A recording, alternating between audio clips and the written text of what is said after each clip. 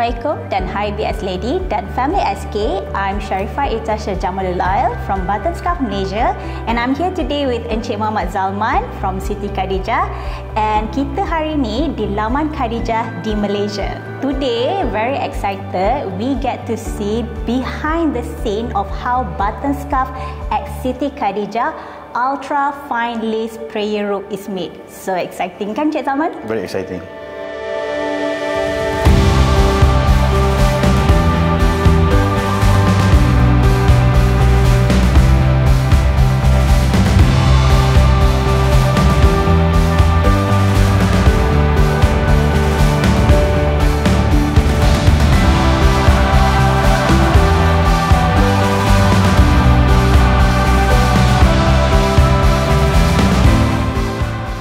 This is so amazing, Cik Zalman.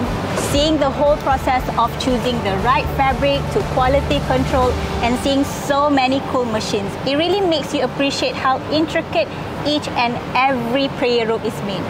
Of course, we will do our best for this collaboration to be very successful.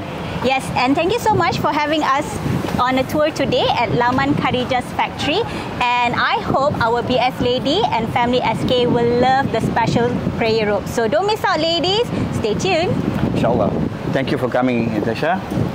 And to BS Lady and Family SK, see you soon. See you soon.